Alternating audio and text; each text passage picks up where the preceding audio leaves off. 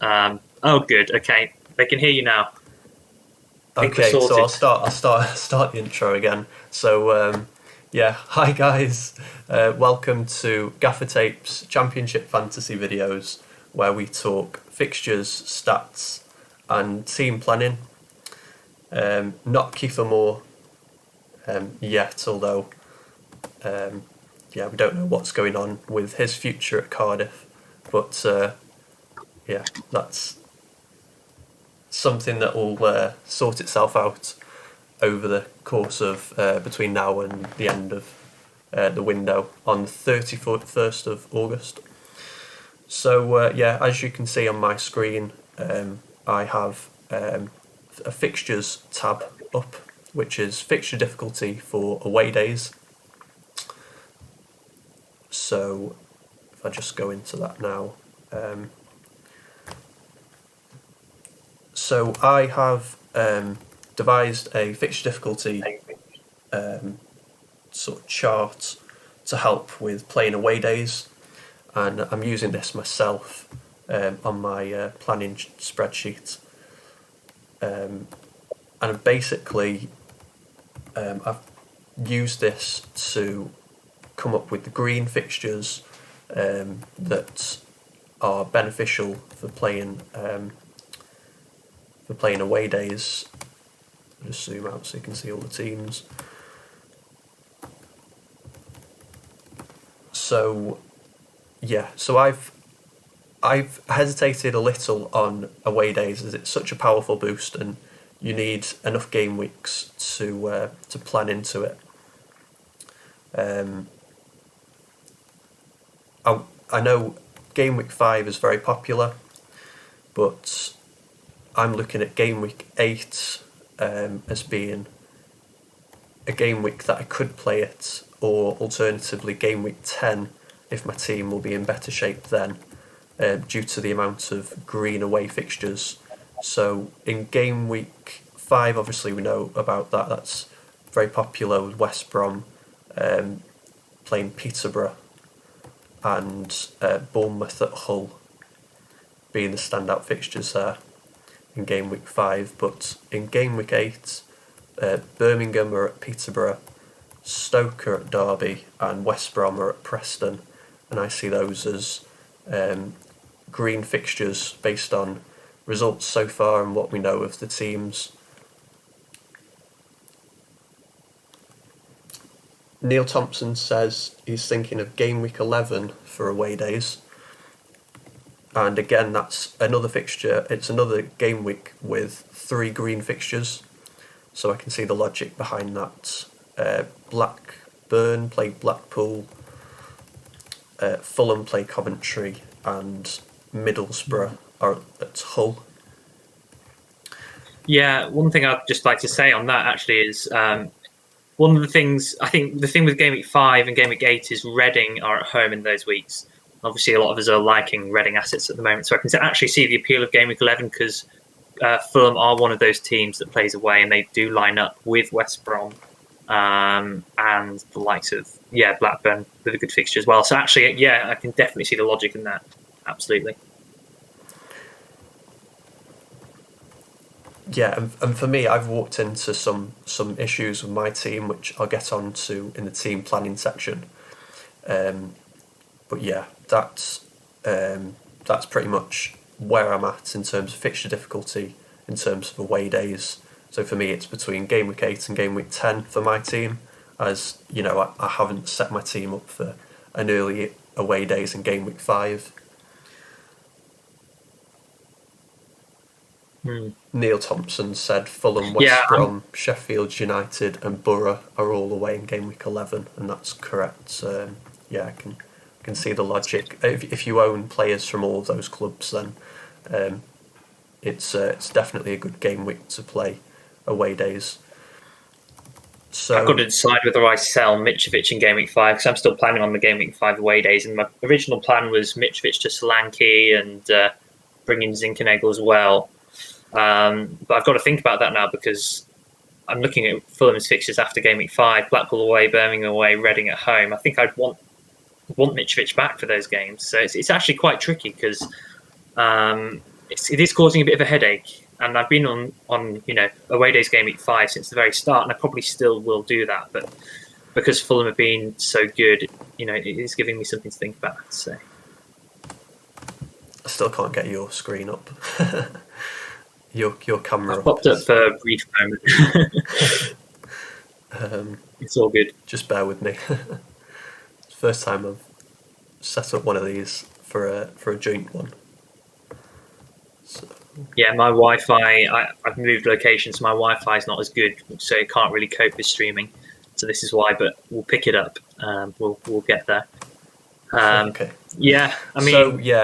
So basically on away days, it's very team dependent as we've discussed. Like there's multiple ways of playing it in different game weeks, but I've highlighted the game weeks where, the most green fixtures are so game week 5, game week 8, 10 and 11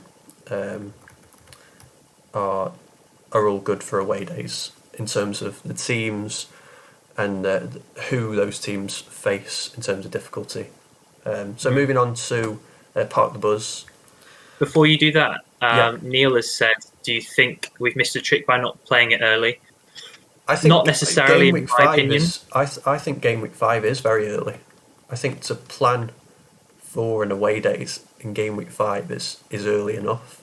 I wouldn't play it any earlier than in game week 5, purely because you could have issues. You could have you could pick players that aren't starting. I've got Stephen Fletcher in my team, and I'm not even sure that he's a starting player anymore.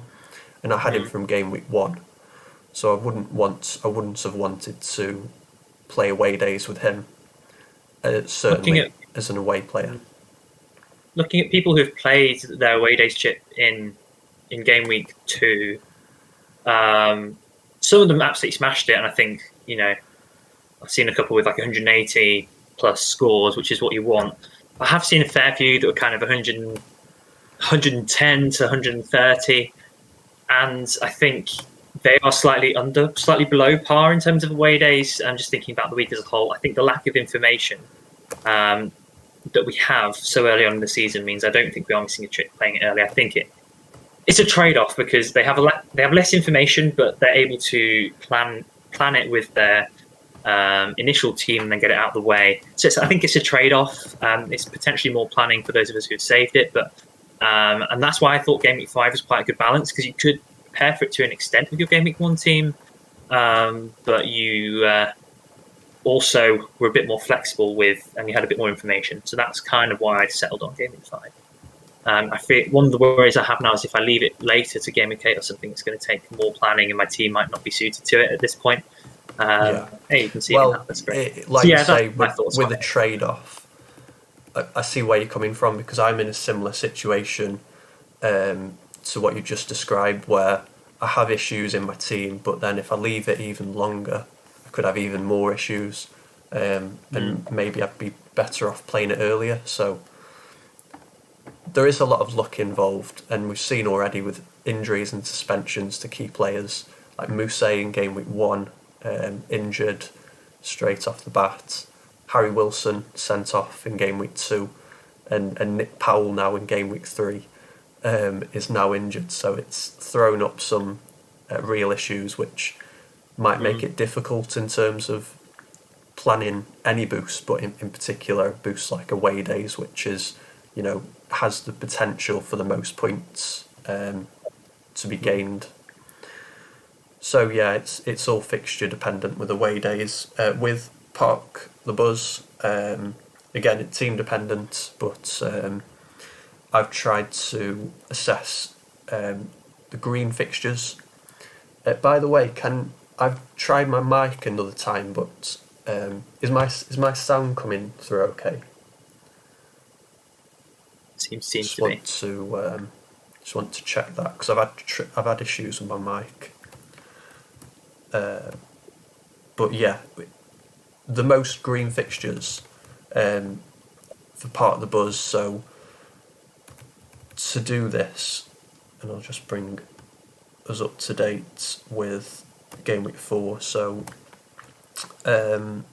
this is planning ahead, of course, for future game weeks, but I've identified the best defences from last season and also this season, so 4 of each.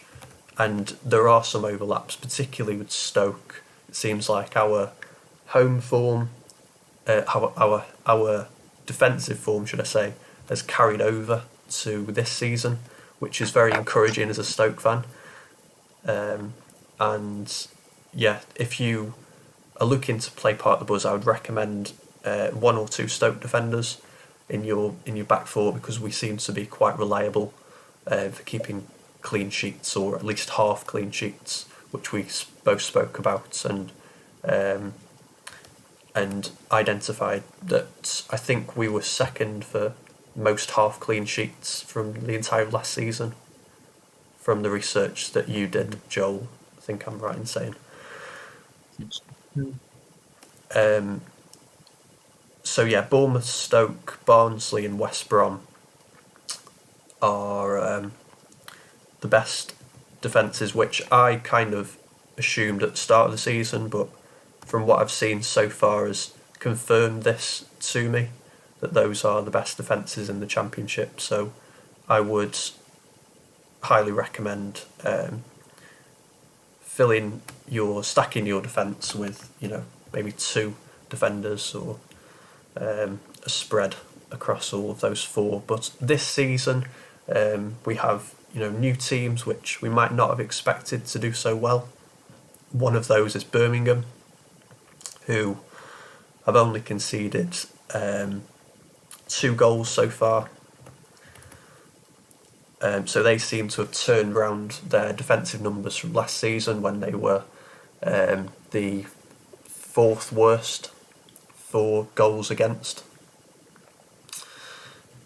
And they've also matched that up with similar expected numbers, so they've only expected to concede 2.2 goals against.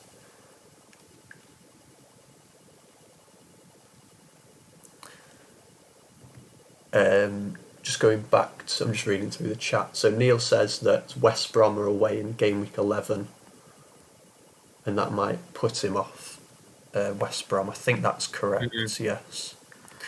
Yeah, that is correct. That is one of the reasons not to go away to 11, or at least one of the arguments against, because that is a tough fixture. But yeah, game week 10 and 11 are difficult fixtures for West Brom, Cardiff and Stoke. So I don't know. It's tricky. They can still perform in those fixtures, though. They're clearly the best. Going to be. I mean, they're looking like one of the best teams in the league so far, as we'd have thought. So I wouldn't be surprised if they got returns still in those games.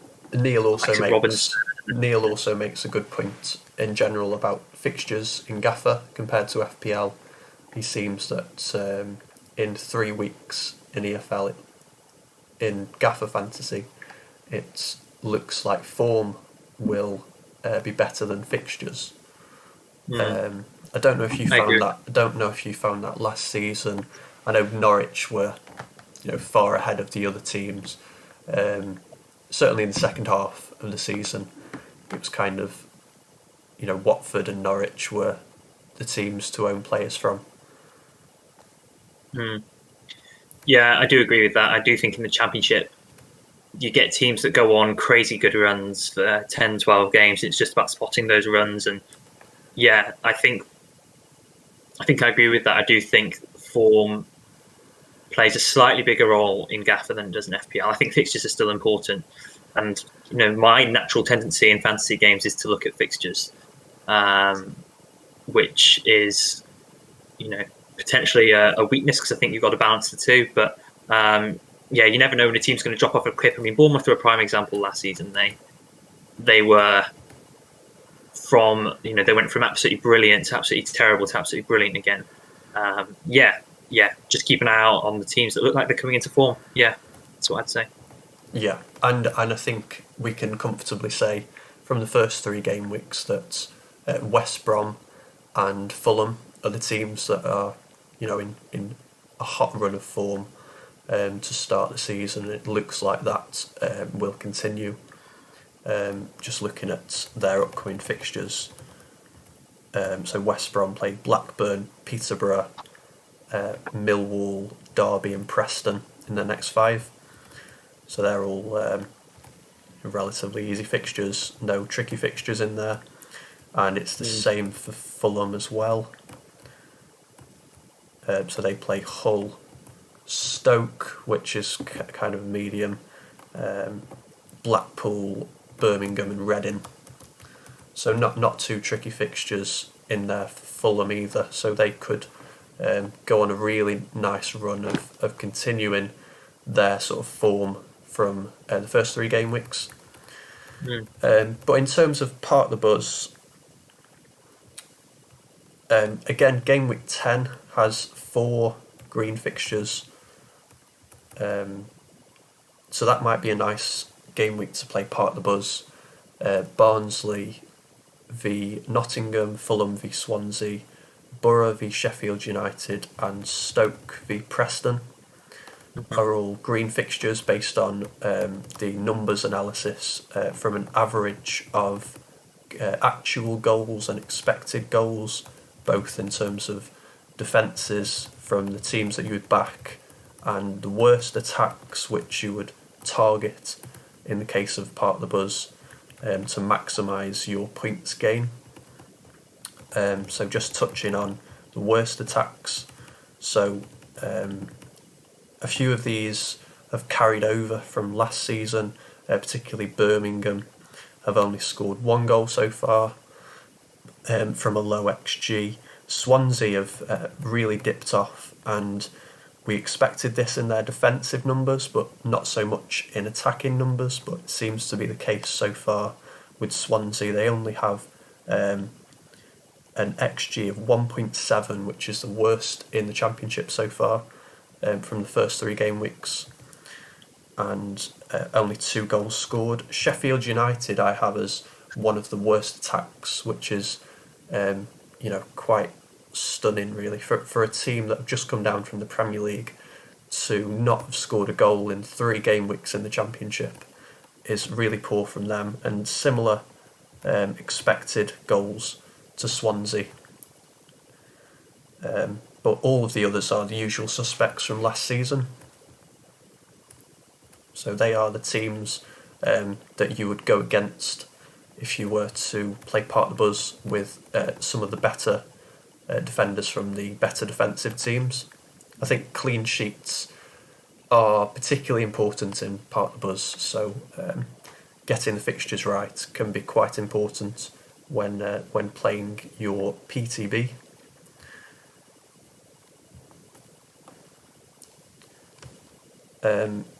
So for Goalfest, this is a similar case but reversed. So this is the best attacks against the worst defences in the Championship, and there was some guesswork based on I looked at the stats pre-season from the entire of last season to determine who were the best attacks and the worst defences. I had to guess with the clubs that were new to the league, West Brom, Fulham and Sheffield United. It seems that Sheffield United are not one of the best attacks, they're actually one of the worst. And Joel, you mentioned on 3 Things Learnt that they've really struggled with creating chances. They don't seem to have any natural creative players or wingers in the team at the moment. That might change in the transfer window, but that's something to watch, because at the moment they haven't scored a goal and aren't looking like scoring goals either. But West Brom and Fulham have started like a house on fire in the Championship. West Brom with 9 goals in 3 games, and the XG numbers from both clubs have been 2 of the best, the 2 best in the Championship, should I say. And they are streets ahead of every other attack in the league, and looking at their squads and the attacking quality they have, that should be the case, although Bournemouth aren't too far behind, who came down from the Premier League last season. But their numbers, I think, will increase when they make additions to their team and they have players returning, like Junior Stanislas, and I'm sure they'll find a replacement for Arnaud Danjuma, who's left for Villarreal. But they're still one of the best attacks in the Championship, despite all of the uncertainty over who's starting for them, particularly Anthony, who is a 6.1 forward and might be a player that you look to get in. Blackburn have continued their good attacking form, even without Adam Armstrong, and that's a point that was also raised in Three Things Learnt by Joel after game week 1, and that seems to have be backed up in the numbers.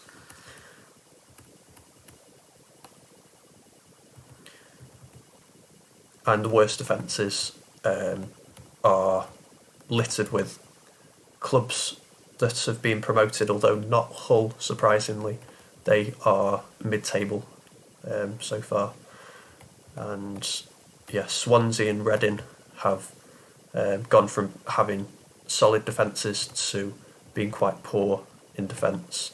And as I've mentioned, Sheffield United have really struggled so far adapting to the Championship.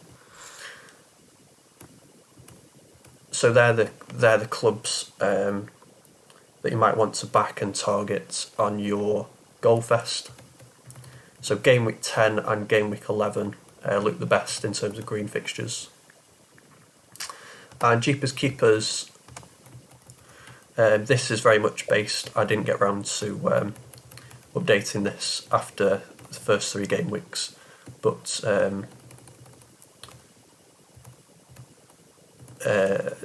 I mean, it's the same sort of case in terms of teams that have conceded a lot of high XG and a number of goals so far will be quite good in terms of saves. Maybe the Swansea keeper, the Reading keeper seem to be conceding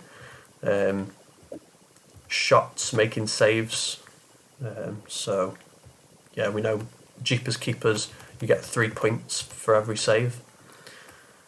So very, very dependent on which goalkeepers you own this chip. But the 2 goalkeepers that I own are quite popular. They seem to be the template, at least on Twitter, which are Joe Lumley and Simon Moore.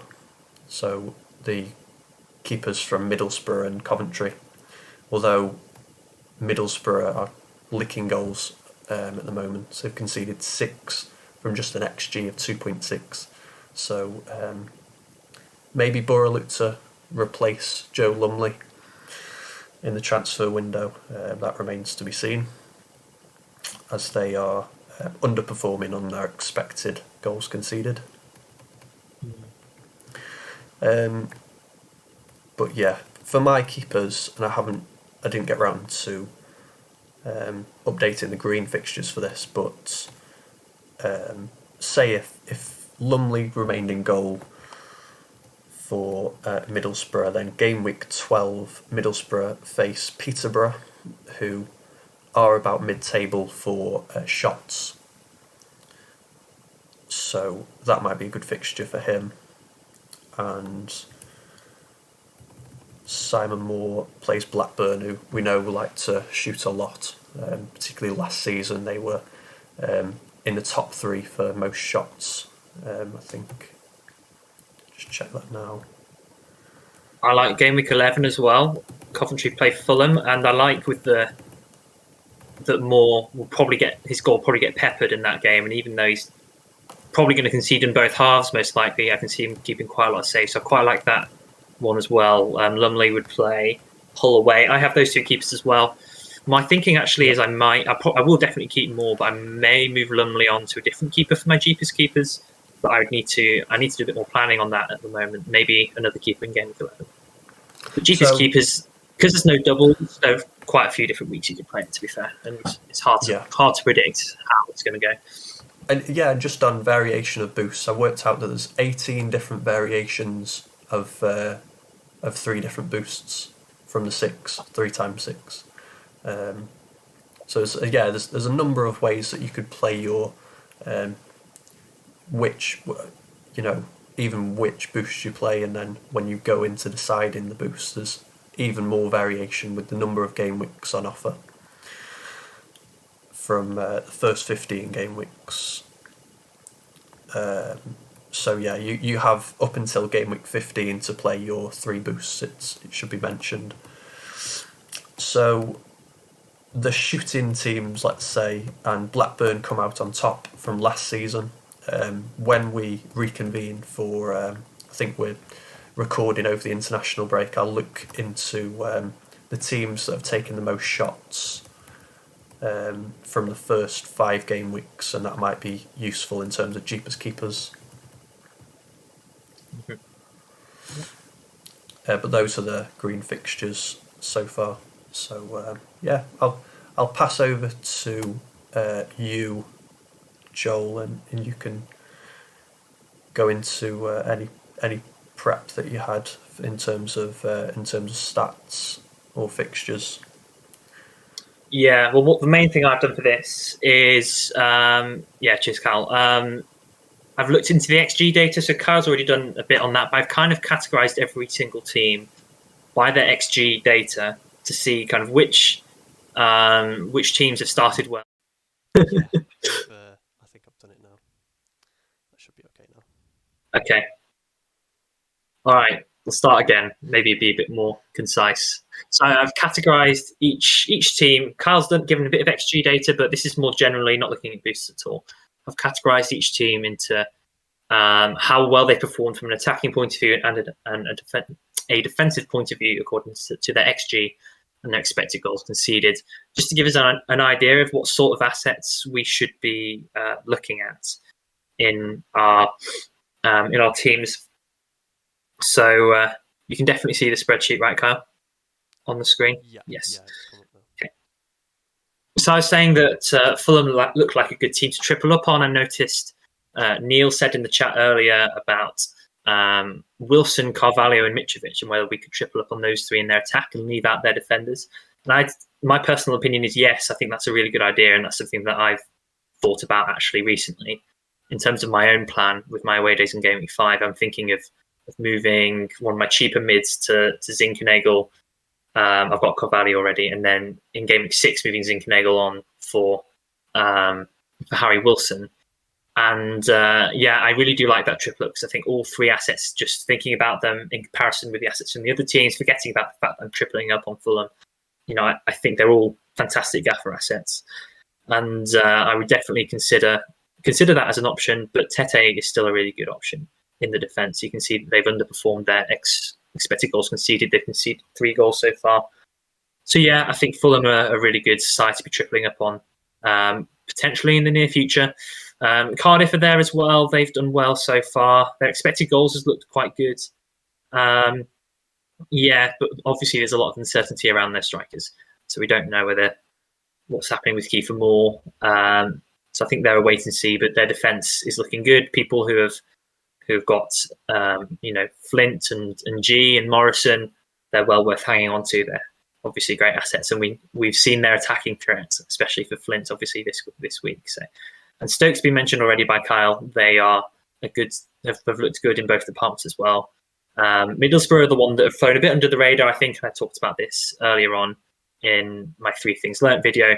I think they have good value attacking options in particularly Ikpeazu and Crooks, but Isaiah Jones is on my watch list as well because he's looked quite good in the last 2 games. He's a very young talent.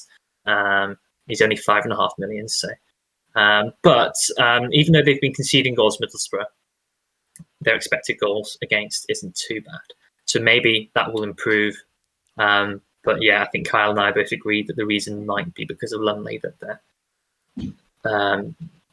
stats aren't, their goals conceded is quite high. And finally West Brom, the highest expected goals in the whole of the Championship, and quite a high actually expected goals against. The reason I put them in good attack and defence is because Townsend and Furlong, and in fact their centre backs, look really good for attacking returns. So I wouldn't be put off owning their defensive assets, despite the fact that they potentially are conceding more goals than we'd like, or may well do so because of their expected goals against. Although the caveat to that is that they have played Bournemouth. They're a tough fixture. We're dealing with a very small sample size. And one of those games was Bournemouth and Sheffield United as well, even though they've been a pretty blunt team. So yeah, those are the teams where you can definitely have defenders and attackers in your team. In terms of teams where I would avoid their defence but look at their attack, Blackburn, Coventry, Luton and Bristol City are the ones who've got a really good XG and a kind of middling expected goals against. Obviously, there are good budget options for some of these teams. So I've got James Bree for Luton and I'm happy with him, and I'm happy with Moore of Coventry as well. But these are the teams that are scoring goals, or at least look like they'll score goals. And so, you might find some value in their teams. Bristol City was a surprising one, actually. I wasn't expecting them to have such a high XG. I still am not sold on them one bit, partly because I think even if they are creating chances, they may not finish their chances. And so the XG is a reflection, really, of the chances that are being created, and you need players that can finish off those chances. So I'm not that sold on Bristol City. And then I've got three teams that are not looking good for scoring goals, but have a good defence. That's Nottingham Forest, Birmingham and Millwall. They've all started well. From a defensive standpoint, so their defensive options look quite good, although I think Birmingham's are quite overpriced, and Nottingham Forest, to be fair. But I guess their prices reflect what they are capable of. So, I wouldn't be looking at attacking assets for either of those teams, apart from probably Zinchenko of Nottingham Forest, who is probably going to be in my team for the Derby game in Game Week 5. And then finally, I've got something to say on Bournemouth, QPR and Reading in a second, but first of all, these are teams to avoid, or maybe have one asset. Derby, Preston, Barnsley, surprisingly poor stats actually, particularly in attack. Peterborough, Sheffield United, Huddersfield, Hull, Blackpool and Swansea. None of these teams have looked particularly good from a stats point of view so far, but there will be a sprinkling of good assets amongst them. Clark Harris for Peterborough is one. Who else is there? Potentially a Lewis Potter at Hull. But at the moment, their stats are not looking so good. Obviously, that may change with a good fixture run. But that's what we're looking at from a stats point of view. Obviously, you all have your kind of own preconceived ideas of how these teams are, especially if you're new to the game. Hopefully, this has been helpful, at least in maybe seeing some teams that surprise you a little bit in terms of their data. And hopefully, that helps inform your choices. But let's just discuss Bournemouth, QPR, and Reading, because I didn't really know where to put them, because their XG for the XG for all three of them, especially QPR and Bournemouth, was quite low. But they scored a lot of goals. 6 goals for Reading and Bournemouth and 7 for QPR. So the question we've got to ask ourselves is this: is this going to lead to regression? Are they going to start to perform more closely to their XG, or is it a reflection of how good their strikers are and their goal scorers are at finishing their chances? And I don't think that's a clear-cut answer. These three teams are all quite good attacking teams, and perhaps their XG doesn't reflect their worth as Gaffr assets. So I am still thinking about bringing Solanke in for my away days, and obviously QPR have some great assets. Like Willock, obviously is fantastic. Dykes is looking like a good option as well. So I think with Reading though, Zhao is injured. He's out for a little while, isn't he, Kyle? He's not coming back imminently, is he? He's out for about a month. But those teams are interesting to me because I'm interested in their attacking assets, but not their defensive assets at the moment. I think with all three of those clubs, they have players that can progress the ball very well. Dribble past players, so maybe that isn't factored into XG. I think a few of their players, especially Swift and Willock. So Swift at Reading has scored a couple of goals, and I think he's outperformed his XG in terms of shots. But his technique, his shooting technique is very good. Same with Joe Willock. He'll shoot from all angles. And Bournemouth have a number of players like that. David Brooks, Philip Billing, and Dominic Solanke can, quite easily score from outside the area. So I think with all of those, obviously you take them as individual cases, but I can kind of understand why they've outperformed their XG by such a distance. Yeah, XG doesn't tell the whole story. Some people hate XG for this very reason, but I think it can give us insight into quite a few things. In particular, chances, the creation of chances. I think Swift. I am thinking maybe close to a sell, but I want to see if he still looks just as good without Zhao, or whether that actually is going to affect his output, because their link-up play was pretty good before. And let's be honest, he was lucky to get an assist. He's my captain in Game Week 3. He was very lucky to get an assist from what was a pretty fantastic goal from their centre-back. More, he just passed it to him, in the middle of the park, and he ran and scored from 20-25 yards. So that's one to monitor closely. Obviously, one of the skills in fantasy football is knowing when to jump off a player. And obviously, the points that he's scored so far would make us reluctant to do that as fantasy managers, because we think, he's getting us points. That's great. But I am wondering whether, I think I'm going to have to keep him because of Game Week 5. They've got Huddersfield away. After that point, he could be going out of my team. We'll see. It's one to keep an eye on. It's something I'll be watching closely over the next couple of weeks. What are your thoughts on that, Kyle? With Joe, was that Joe Willock you were talking about? No, Swift, whether he's a better option, yeah. or a worse option for Zhao. I think you've got to bear in mind the price, haven't you, with comparing Lucas Zhao, who's 10 million, to obviously Swift, who I think has gone up to 6.6. So there's a huge difference in price, and it seems like Swift is the talisman of Reading. He's on all their set pieces. He might even be on the penalties as well.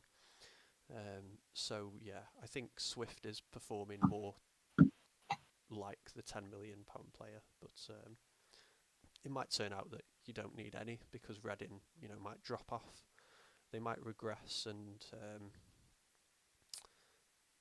regress to what their XG is at the moment, at just 3.7. So yeah, it remains to be seen. But they do have good fixtures, I think, up until Game Week 8, and that's why I got Swift in. He was just a wait and see from Game Week 1, but he's definitely shone, and is performing outstanding in pretty much all metrics, and is adding returns to that as well. Yeah. He's definitely not a sell immediately. He's definitely, he's done enough to prove that he's worth a bit more time, I think. But yeah, we'll see. We'll see what happens with Reading. Yeah. So I'll move on to. I was just going to bring up FF stuff and just go through the graphs on there. Cool. We'll have a look at attacking returns and maybe clean sheet data so far. It might be useful.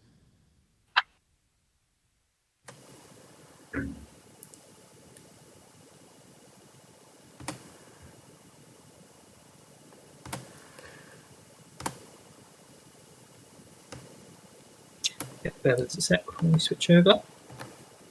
Yeah, I think I've switched it over. Yeah, if you haven't seen FF stuff before, go for it. It's got lots of data on there from the Gaffr site, also kind of external data, and you can see the breakdown of the performance bonus, kind of baseline scores that people have been. So not necessarily outright bonus points, but the things like your shots and targets, your key passes, all the things that contribute towards your bonus score, or what decides whether you get 4 points or 3 points. You can see how each player is doing in that regard. I think that's a really useful graph that I would recommend you taking a look at, just to see which players are performing from a bonus point of view. Okay, I think that's should be up on screen. So this is attacking returns. So combined goals and assists. So this is interesting across all positions to start with from the first 3 game weeks. Callum Robinson is classified as a midfielder, and so he gets an extra point for assists and penalties won as well. You'll notice that there are a number of midfielders here on, in top attacking returns, which is a bit different to what we had last season.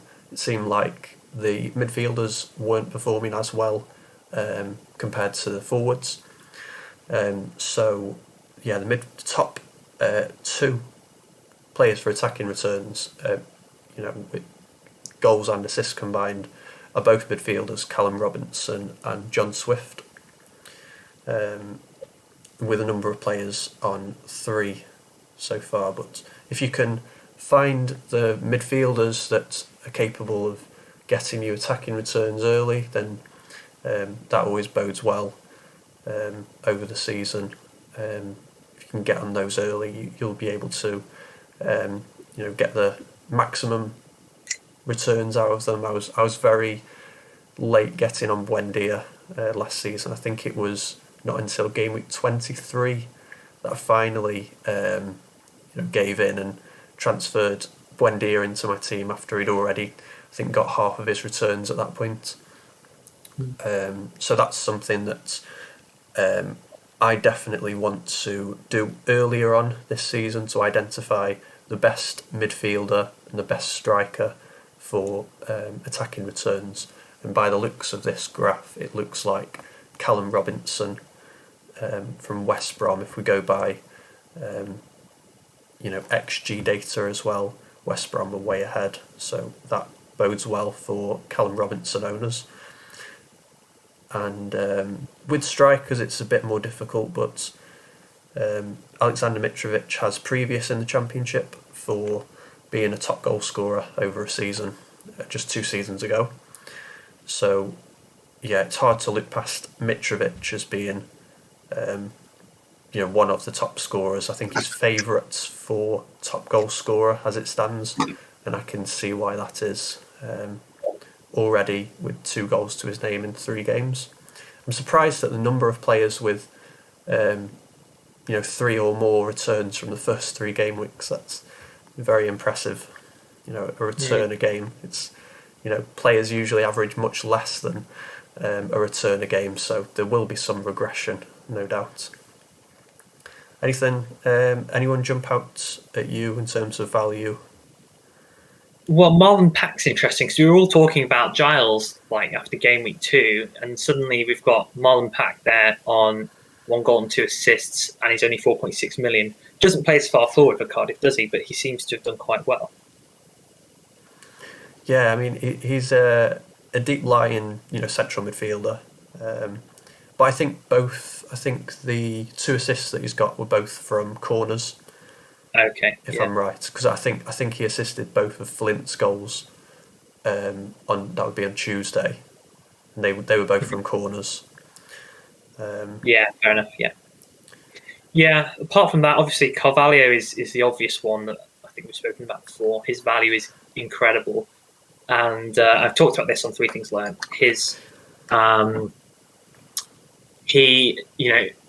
He got a goal and an assist, but I think he could have even had more than that. He was involved in everything for Fulham. He could have had an assist playing in Cavallero, who missed the target. He could have had a couple. He had a couple more good chances. To me, I think he's probably the best value midfielder in the game if he can keep this up. So I obviously like him a lot. It's great just more generally as well to see so many midfielders doing well. It's very different to last year where we were all playing 4-3-3, 5-2-3. Now I don't think I can't see myself playing 4 at the back even that often. Now I think I'll be playing 3-4-3 quite a lot. We've got so many great midfield options, and I benched Willett, didn't I? So which is in hindsight I think a really, really bad decision based off of not going for the most potential upside with my picks. So maybe that was you defaulting back to last season? Maybe. I think it was, yeah. But I did the exact same thing as you. I benched Willock. I thought Middlesbrough would be a difficult attacking fixture. So I benched Willock, and yeah, he got 15 points. And I mean, it's always, I always think that, there's always a decision and an outcome, and those two things can be different in fantasy football. Yes, of course, yeah. For me, that is the challenge. For me, it was the right decision to bench Willock based on what I knew of Middlesbrough and how they defend, but that didn't go to plan. We do also have to bear in mind that they scored those goals. Willock got his returns after they'd gone down to 10 men, which is unexpected.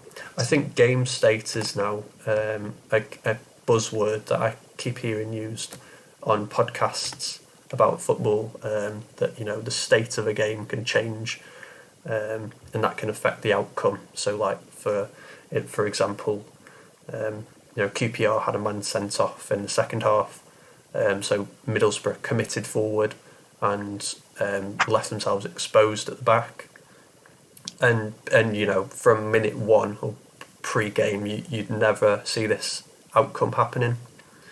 It's just one of those that it's one of those occurrences that's hard for anyone to predict, whether you play fantasy football or not. But also, you always have a decision to make on which player to bench, and when it comes to comparing a defender to a midfielder, it can be quite difficult.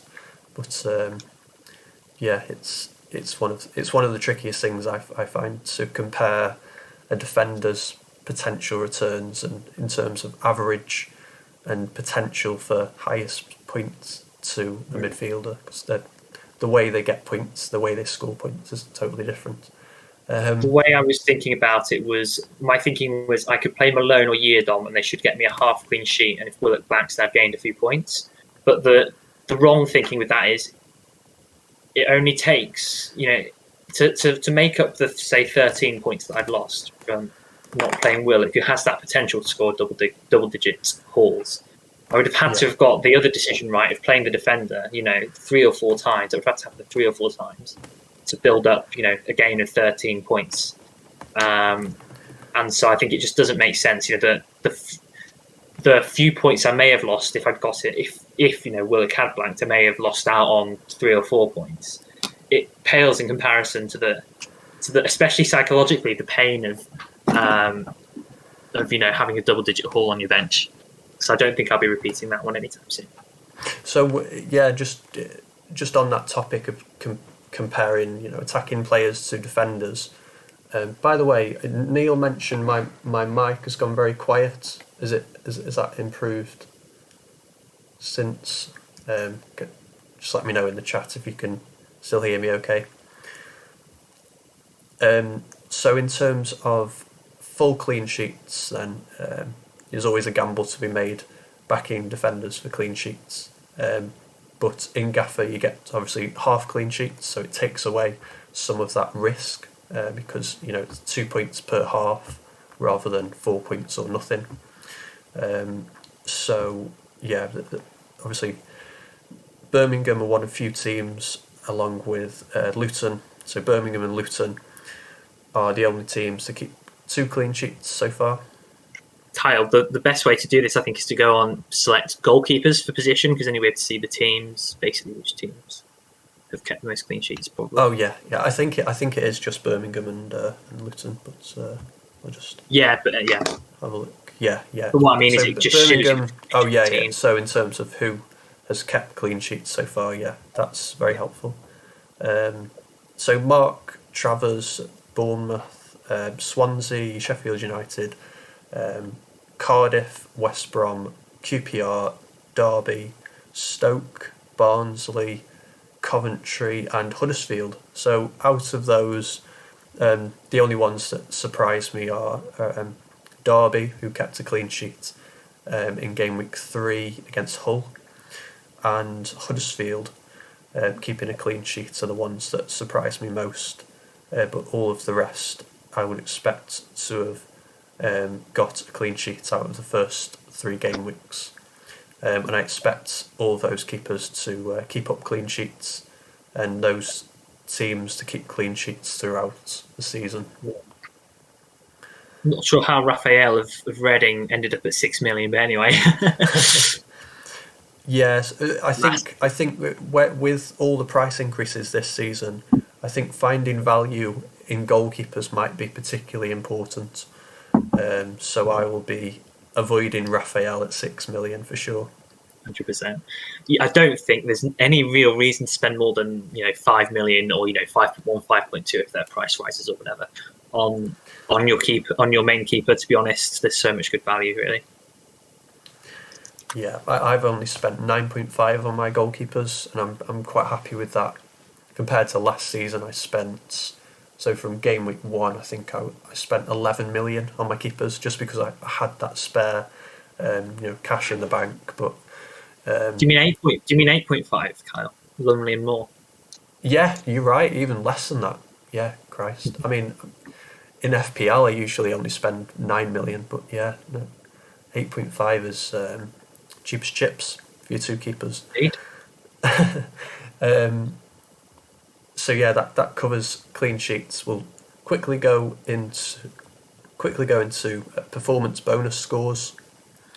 So the total scores for each player, which contribute to the bonus points in each game. So these are. I've just noticed something. This has been updated since it hadn't been updated for game week 3 clearly because this has changed from when I did my 3 things learnt video. Carvalho's gone from 5th highest to the highest. Well, wow, yeah, wow. I mean, yeah, Carvalho is way outperforming his price, along with Sorba Thomas, which is quite interesting at Huddersfield. Who are both very consistent. On Sorba Thomas, is he actually playing up front? He's playing as a left winger. I thought he was, yeah. Yeah. Or he might even be a left back, I'm not too sure on that. No, wing back. I'll just quickly search for it. I don't think I will go there. I don't think I want to go down to a 5 million striker for Huddersfield. But you can't argue with how he's done so far. He's playing left wing back. Because people are looking at getting him into their Gaffr teams. I mean, yeah, he's a striker. It shouldn't really make sense, should it? I mean, a striker playing at left wing back. But surely he won't continue so well. His return. Yeah, you'd think there would be some sort of regression from bonus. But does he come up? Did he come up on the attacking returns? I'm just wondering if he got any attacking returns in the first 3 game weeks. I think he has. I think he's got a couple. But I'm not sure. He doesn't show up on the table. But Jadon Anthony is only 0.1 more, which seems like a... No, 1.1 more. 1. Oh, yeah, sorry, yeah. 1.1 more than Sorba Thomas. But he is playing left wing in an attacking team, so yeah, he might be better value. Yeah, I agree on that. You think he will keep his place, yeah, Anthony? I don't see why not. Stanislas is the one who could come in for him, but... Stanislas could come in for him, although, with Stanislas, it's always likely that he'll probably get injured again. But very injury prone, but he's playing well, so I mean he could keep his place, but they have that 20 million from Danjuma, so it wouldn't surprise me if they went and spent that on a direct replacement for maybe much less. But there are other positions that they need investment in Bournemouth, particularly in centre mid. But yeah, PBS scores so far, and Fabio Carvalho is top of the list. Mainly through key passes and dribbles, but also from the returns that he's got so far. So John Swift is just one score behind. So What do you think of Gyökeres of Coventry? He's done quite well so far. Do you think he could be a Gaffr option? Well, I'm wondering if I know actually he missed the penalty, didn't he? So I was just about to say maybe the penalty had an impact, but he actually missed the penalty, and that shows up in the red zone. So he'd get minus bonus. Would he for that? Maybe not. Yeah. No, they don't. Penalties don't show up, do they? If they're missed, they don't deduct any score. Yeah. I had Pookie as my captain quite early last season, and was very pleased to discover that when he missed a penalty at some point towards the start of last season. But I think Gyökeres would have got a yellow card here. But he's an interesting one. He seems to take a lot of shots, and I think he comes up well on PBS due to the shots on target that he's had so far. As well as obviously scoring. He scored on Tuesday, so yeah, he's one to watch. He's got a couple. He's got a one. Oh yeah, he might have two actually. Yeah, he might be right. And at 5.6, if Coventry have a good fixture run, I don't think they do for quite a while, but when they do, he will be a good, a very very good value forward if we need to, save on a forward. But there's also Sam Surridge as well. I'll just mention him. Plays for a good team. Aside. not be biased at all, but no, I actually think Sam Surridge could become a good option actually. So he's certainly on my watch list. 6.5 is pretty cheap, so yeah, and he's only had like limited minutes so far. Having not started in game week 1. Also had an early sub in game week 2, but played I think the full 90 minutes on Tuesday. So limited minutes, but has performed very well with the goal and assists so far. So I'm hoping as a Stoke fan that continues. But I do think that Surridge has done enough to nail down his position now as a striker in the front two. Yeah, I think so. So he's an interesting one. Is that the same as Zinkenagel? Had he gone to Forest by the time game week 1 had come, or has he only had 2 games? I'm thinking he's only had 2 games as well. Yeah, in which case he's only had 2 games, 2 starts, I think.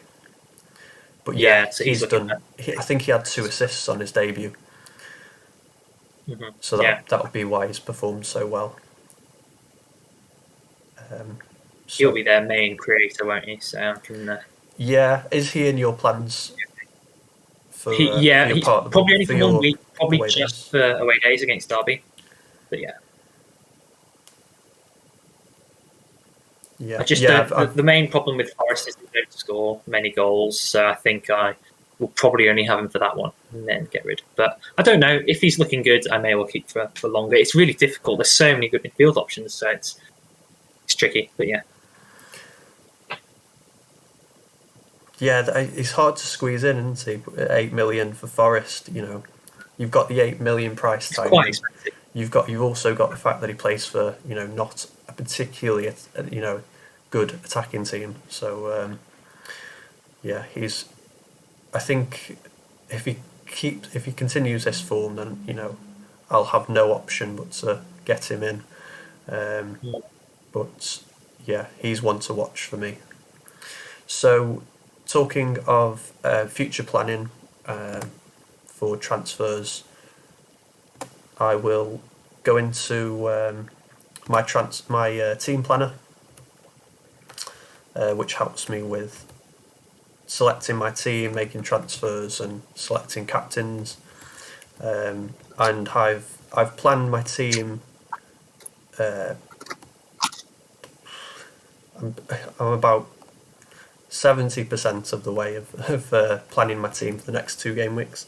I still need to fully decide on who I'm benching and who I'm captaining, but I'm pretty sold on Nick Powell leaving my team for Callum Robinson. I think Robinson is probably due another price rise as well, having scored again. I think that's 3 and 3 for him. And yeah, I really want to get on him. I didn't last game week because I went for Kiefer Moore instead, who didn't start in the end.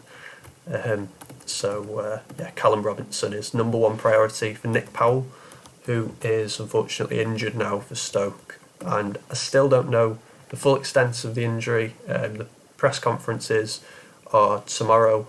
We record on Thursday before game week 4. But that looks to be a serious one.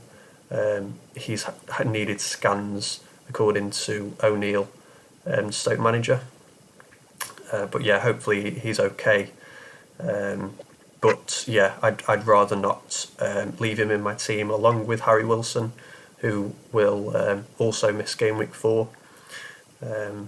I'm looking to continue playing 2 midfielders and play quite an attacking formation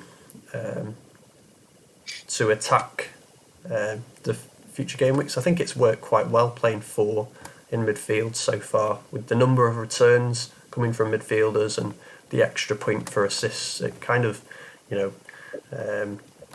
lends itself to playing 4 in the middle. Don't know if you have any thoughts on that, Joel. Formation wise. Yeah, I mean, I like 3-4-3 at the moment. The assist point is making a difference to me, I think, and the clean sheet point, but especially the assist point. When a midfielder that I own assists, it literally feels very close to a goal. Because it's, I mean, if you think FPL, it's only 1 point behind, only 1 point less than a goal in all positions. It's 5 points for a goal in all positions. Yeah, and there just seems to be more options this year. So 3-4-3 is probably my formation of choice at the moment. Yeah, I'm on 4-4-2, but I think I'm forced into it with Stephen Fletcher not being in the Stoke team at the moment. But yeah, fair enough. He's not a priority yet to get out, with away days in mind, potentially in game week 8, but I'll reassess that. But on my watch list for players to look to transfer in future game weeks, I've got Dominic Solanke as being someone that I can get in game week 5. This is if Kiefer Moore is if there's any news of him leaving. He might have left Cardiff by the time game week 5 comes round, or game week 6 is after the transfer window, so we'll know more information about his whereabouts, having strangely missed out in midweek, let's say, and that's something that I'd like cleared up before I play my away days for sure. Which is another interesting point to note. For playing away days, you don't want to own players that might be leaving, or they might sit out in game week 5, for example, ahead of their transfer. So be sure of the players that you own that they're not rumoured to be leaving in the transfer window. That's the advice I would give. So later transfers, Darnell Furlong, the West Brom defender. I think I'm set on having 2 West Brom defenders now, and I see Furlong having collected 3 bonus points against Sheffield United. I'm more confident now on owning Furlong than I was from game week 1. I was a bit unsure over which West Brom player to own, but I think once the returns come for Furlong, he will be an outstanding defender to own. Tommy Smith already is, with 2 assists, I think, so far, along with a clean sheet in game week 2. So he's performing quite consistently for Stoke. The good thing about Tommy Smith is you get the attacking potential in terms of performance bonus and assists, along with the solid half clean sheet numbers that Stoke usually put in. So if I roll the transfer in game week 5, I can get Furlong and Smith in game week 6. So that's my sort of rough plan going into game week 4 and 5.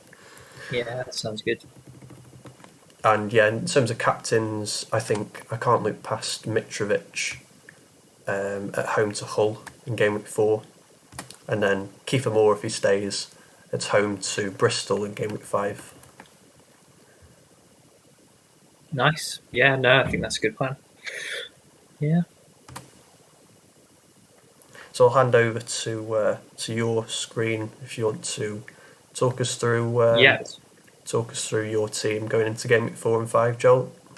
Yeah, it's all ready. And before you all scream at me looking at my starting 11, the way I've set this up is this is the. I'm just going to zoom in a little bit. This is the setup that I kind of have for away days game week 5, which I am probably still about 90% sure I'm going to play.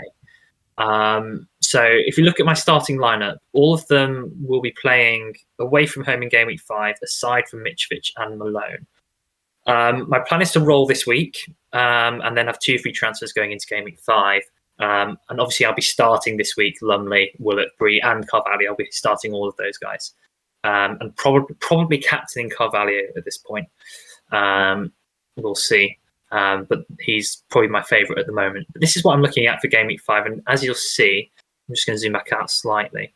I have put the fixtures here as the game week 5 fixtures, just so you can see what they are. The reason why I'm hesitating a bit more on game week 5 now is because I was kind of thinking, I might load up on Sheffield United assets because they've got a good fixture against Luton. But clearly, there's no reason to put any faith in Sheffield United assets at all at the moment. So I will be avoiding them. But if I do go for game week 5, which, as I said, is quite likely, this is what I'm currently thinking. I'm currently thinking that I'll use my 2 free transfers to do Mitrovic and O'Hare, even though O'Hare plays away, to Solanke and Zinkernagel. I have 4.4 in the bank because I just downloaded Wilson all the way down to Carvalho, so I've got loads of money to do that. So that's currently what I'm thinking. Then I'll start Malone, even though he's at home, because that Blackpool fixture is fantastic, and Malone can get double digits in a lot of, apart from the very top teams, he's very capable of double digits in any game. And I think in that game in particular, I would not be surprised to see him with an assist and a half clean sheet and 4 bonus points to get him up to double figures, in which case I think he's probably worth starting and worth keeping as well, because I was thinking I'd sell him. Just thinking at Millwall's fixtures, actually, I think they do get tougher. But I think, Cardiff, Blackpool, West Brom, but then Swansea aren't that bad anymore. Coventry's okay. Just on Malone, Joe, I was looking earlier. I noticed that Tommy Smith rotates really well with Malone. If you just go back onto the fixtures. Yeah, sure.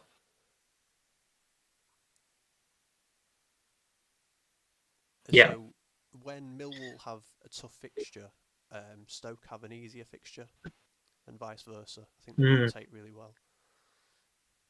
See on there. That is true, but there are very few games that I would bench Malone in anyway, so I probably wouldn't consider that.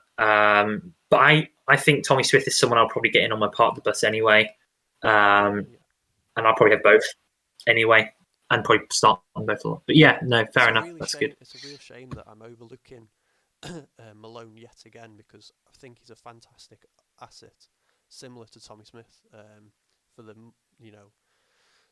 numerous avenues to points that Malone has, as well as Tommy Smith. It seems a shame to overlook him. But you have no choice with playing away days, do you?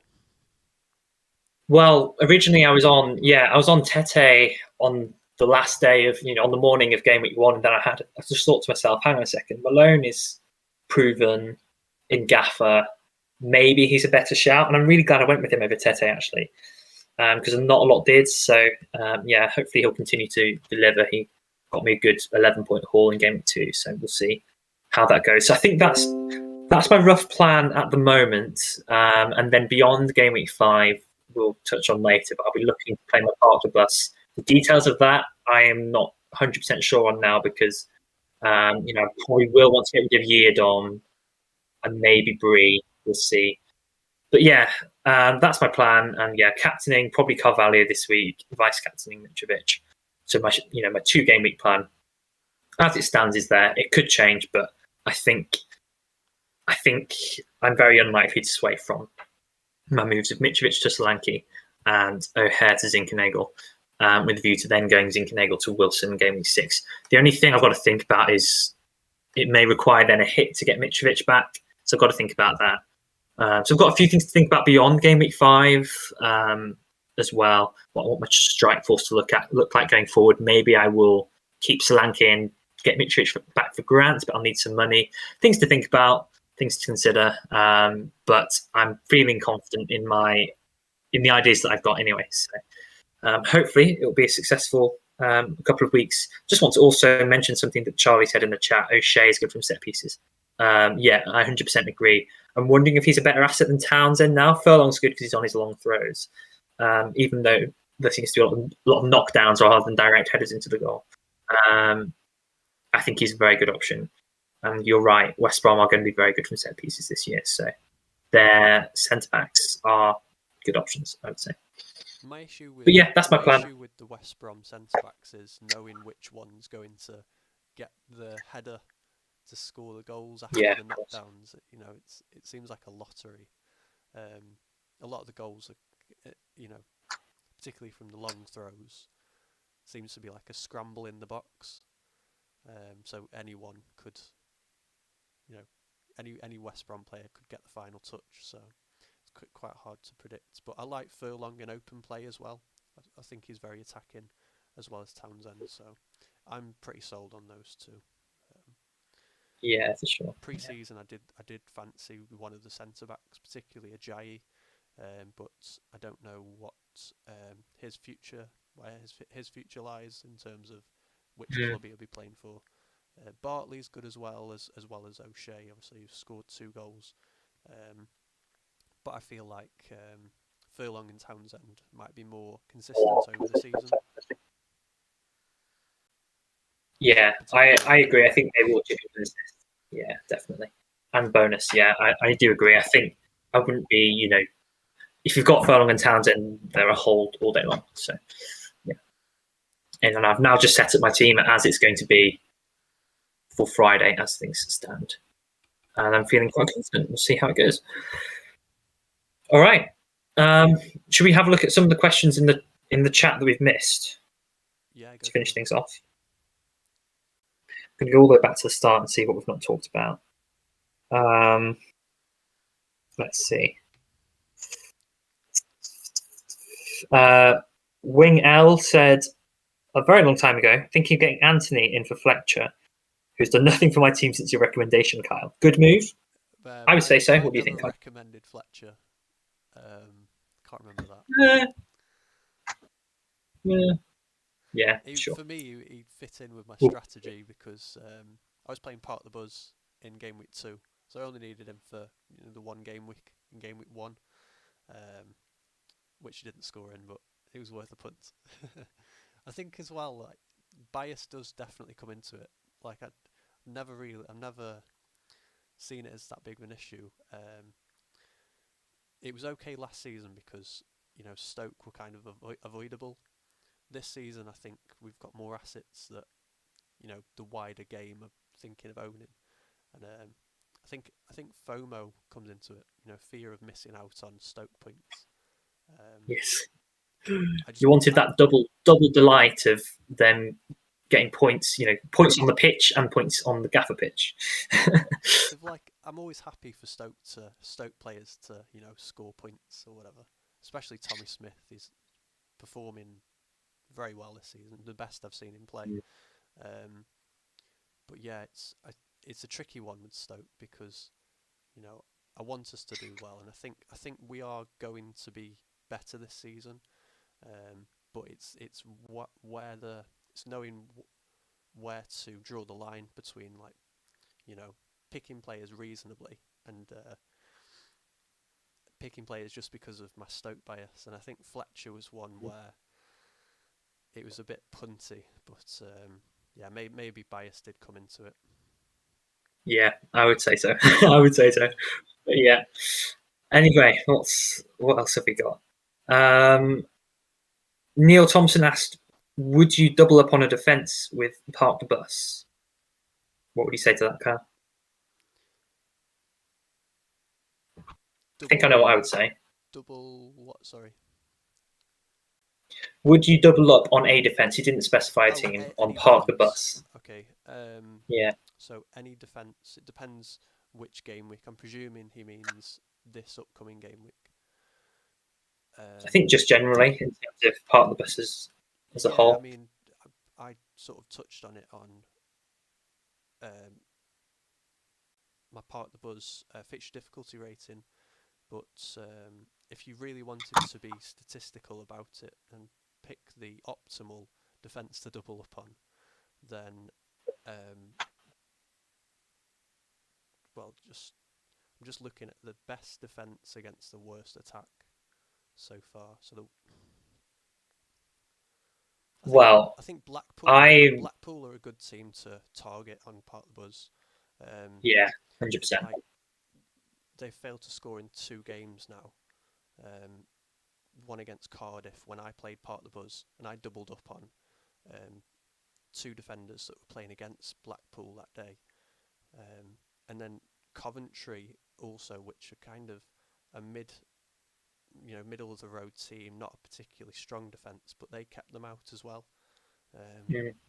So that they seem to be struggling for goals.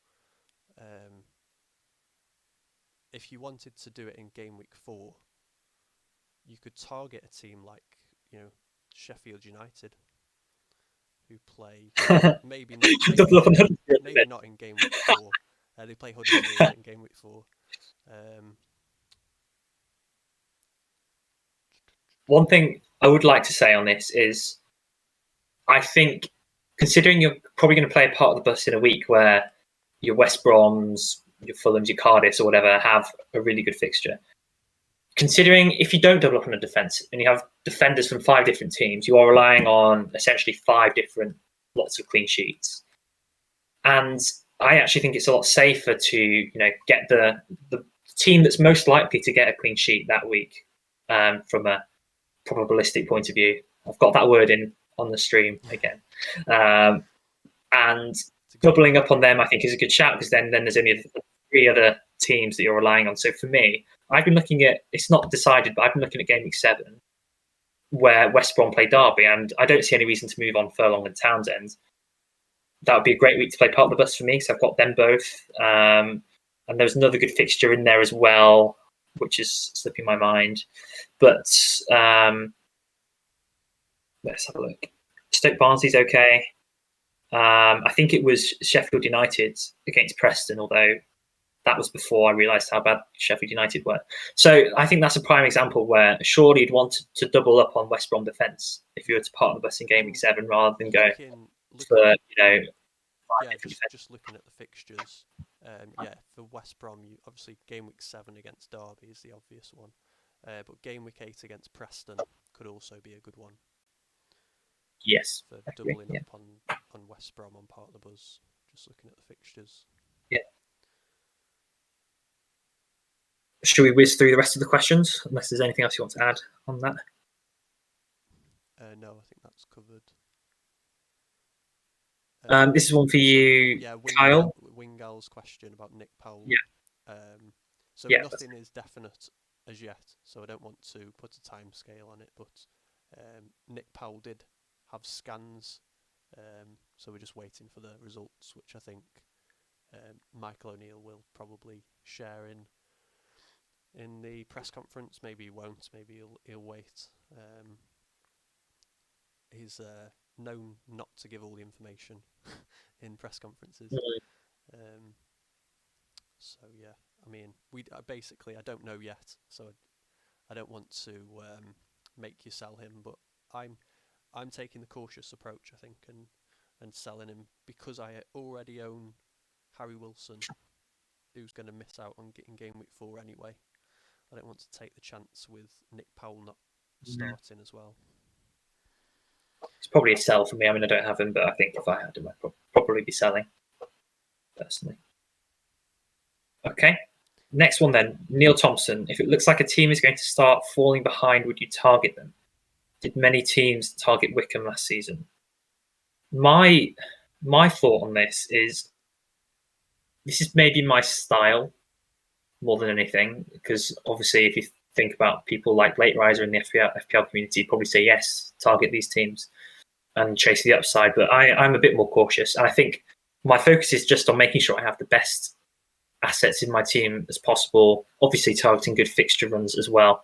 But I don't like one game punts, particularly even against the worst opposition, because it's one game. Your asset could easily blank, and then you've got to take hits to fix it. So I would consider the worst teams, maybe it's Blackpool, maybe it's Peterborough, in the context of a wider run of good fixtures.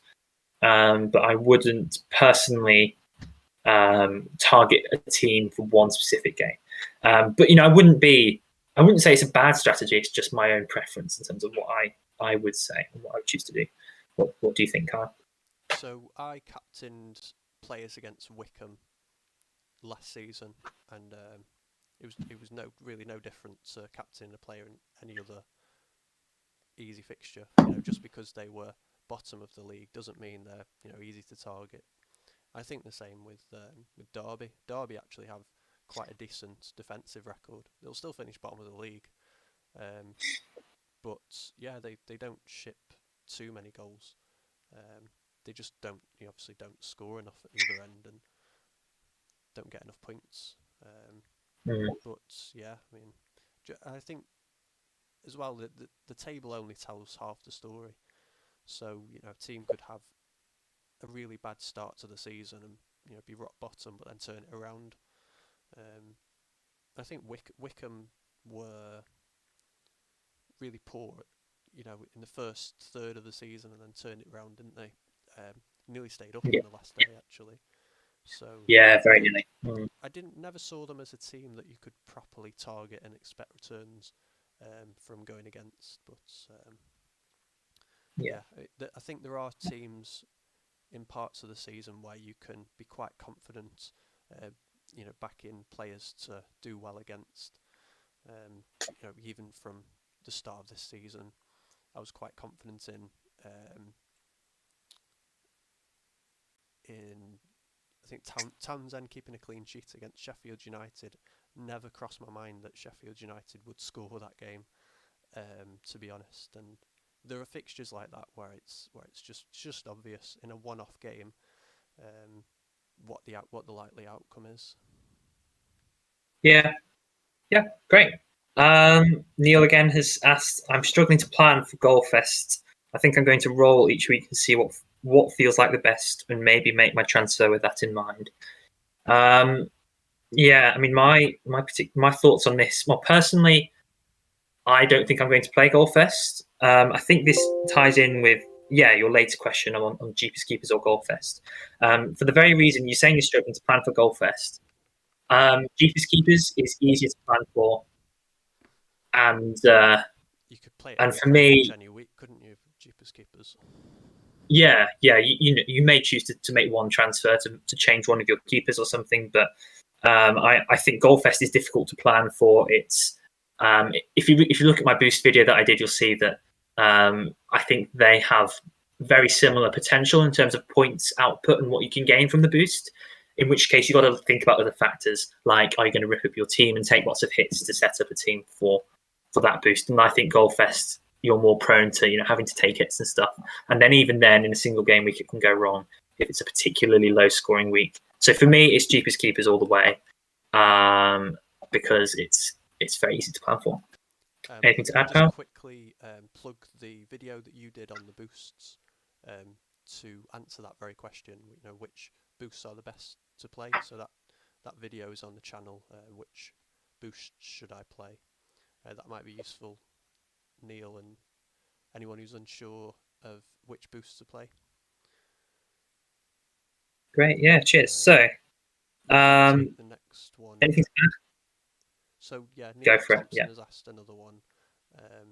will Anthony continue to play for Bournemouth? I think we answered that on the stream. I think it depends on whether they replace Danjuma in that position, or whether they distribute the funds elsewhere in the team. We'll know more after the transfer window, and I think that's why I wanted to do a stream during the international break after the window shuts, so then all the transfers have been made. Well, particularly in the domestic leagues. The domestic window shuts, of course, on the 31st of August, and game week 6 is on the 11th of September, after the international break. So yeah, we'll know much more information by game week 6. Yeah, I don't have anything to add on that. Also, this is one I'm going to ask you as well, Kyle. You missed Troy from quite a bit earlier on also. He said, Ethan Laird promising on debut, worth a look for my away days game week 5 with a game against Preston.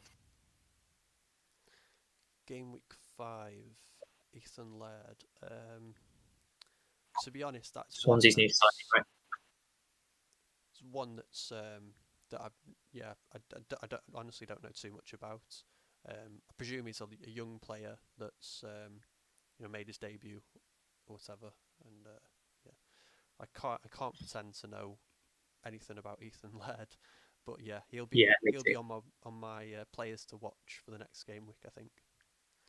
Yeah, it's similar. I don't really know anything about him. I've only seen highlights of the games for what's on Quest, so I don't think I can offer a very good answer to that either. So yeah. What have we got next? Is that all the questions? Charlie Brown, would it be a good idea to invest in both Smith and Furlong? Do you want to go first, Kyle? I think Smith is a great asset. I think obviously West Brom you would expect more points from, but I think I wouldn't put anyone off owning Tommy Smith from Stoke. And West Brom look like the best team in the Championship. So yeah, both good defenders. Anything you'd like to add? Yeah, I mean, I own Furlong. I won't be transferring him out anytime soon unless he gets injured. And I can see myself, by the time we get to game week 10, I'll probably have Tommy Smith as well in my defence. I don't know when that'll be yet, but he seems like a Yeardon replacement, which brings me on to what Alfred's asked. How long are you keeping Yeardon? Well, I'm going to have him for my away days against Huddersfield, and then after that, he will probably make way for... It will probably be Smith, for my part of the bus. I don't really want him in part of the bus because I don't trust Reading defence even in the easiest fixture. One of the reasons I looked at game week 7 was because Reading played Peterborough, but I can see Peterborough scoring in that game. So yeah, probably when I play part of the bus. Cool. Yeah. I think that's everything. Yeah, cool. Yeah, thanks to everyone that's joined. I think the same people have watched all the way through, so thanks very much for that. As I've said, we'll be back during the international break for with another team planning video where we'll know for certain on players like Kiefer Moore and other players that might be transfer listed at the moment, whether they'll be staying in the Championship or not.